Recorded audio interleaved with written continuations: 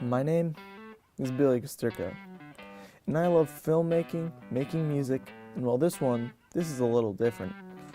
Everyone in this world has something that really gets them going. For some people, it's painting, dancing, running, things like that. Well, for me, it's cars. Car enthusiasts have a unique personality. They love doing things that everyone does just because they have to. We drive just to drive. We want to make everything we can out of what we have. Being a car enthusiast is almost like being in a relationship with your car. You spend a lot of time with it, you make sure it's running well, you're proud of it. I drive a 2001 Mustang convertible. I feel like I own the street when I drive it. I'm beyond proud of my car. Being a car enthusiast isn't cheap, and I try every opportunity I get to buy something for my car. Now every car has a passenger seat.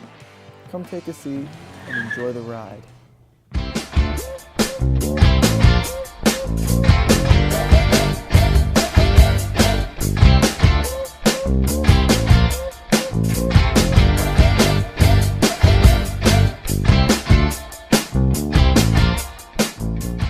The type of car easily tells a person's personality. While Scott is adventurous, loud, and outgoing, while Russ is quiet, and you don't see him coming. And when you do, you know Russ is a fast-paced, cool dude. Every car lover will do anything to get their car the best it can be. Being a car enthusiast can be very addictive. You drive until you think how you can make the experience better. You start to meddle with your car, you start experimenting non-stop, and you make your car truly your own.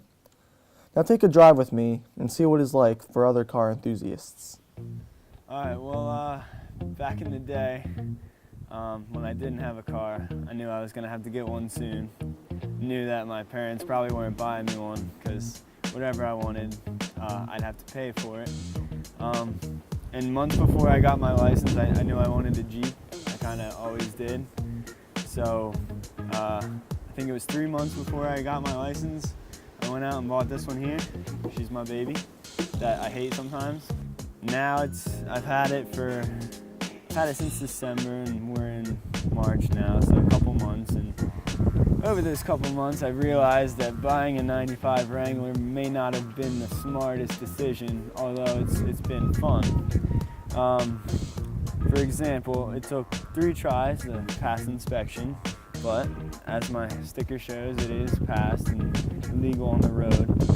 I remember my dad had one Jeep when I was probably 9 or 10. It's similar to this one, maybe a little newer, a little better shape. But I remember what he was able to do with that, and it was a lot more fun than the conventional car. I've probably spent more time working on it with my dad than I have driving it. Like I said, it's a '95, it was a mud truck. Probably wasn't taken care of the best of some vehicles.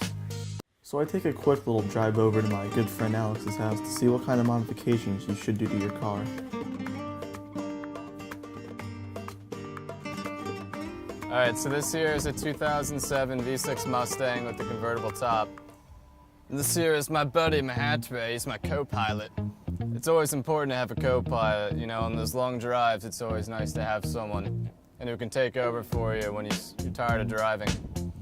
So, the first thing I did when I got this car is I put in a new stereo. It's got a sweet interface on it. You just plug in your iPod, it charges it for you.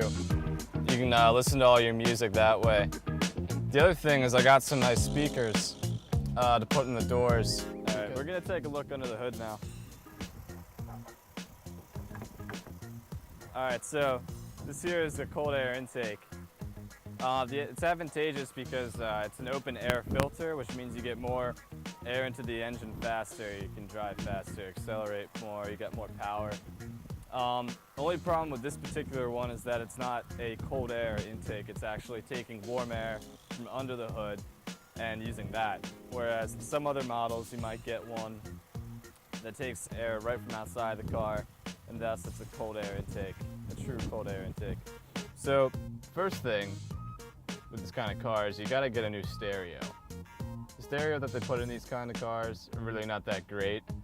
Your first aftermarket upgrade is definitely going to be a stereo. Some people can spend up to anywhere from $600 to, I don't know, it's exponential. The kind of car that somebody drives definitely describes who they are. It just depends on what kind of person you are. My uncle has a big, giant lifted F-250, and he's a construction worker, goes hunting every time on the weekends. And then you could be somebody like me who likes to go fast and have just a smooth ride and be able to get in and get out of somewhere real fast, and that's what this Jag can do for me.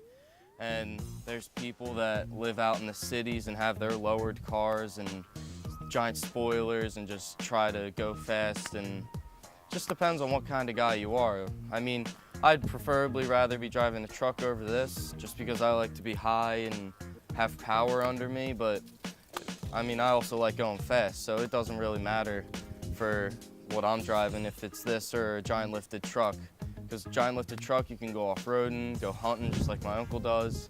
Or with Billy's Mustang, you can be cruising top down because this is a convertible, and be cruising in the summer and have music blasting, having the time of your life. So it all just really depends on like what kind of person you are. There are many different kind of car enthusiasts out there. Have your obnoxious racers, you have your environmentalists, you have the classic muscle cars. You also have your trucks as well. For me, nice muscle car is always nice. Some car guys kind of call them, some of the cars are tinker toys, as you would say.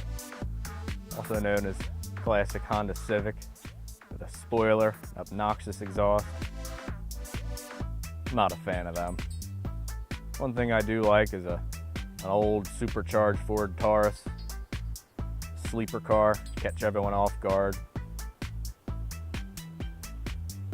Then you have your muscle cars like this that'll get up and go.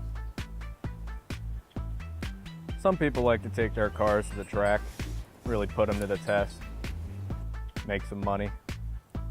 Other guys spend hours and hours just cleaning and washing, putting nice parts on the car just to show it off.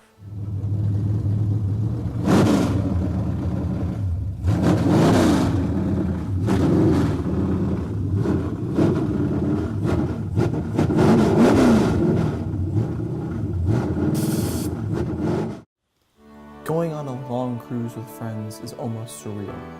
We all have the same passion, the same love. It's a way that car lovers can all bond together. Maybe something might happen you don't expect. You might go down a road that you've never been down before. The most common question we get is why we love cars so much. It's like a ballerina's performance or an artist's favorite painting, except we get behind the wheel every day of our lives.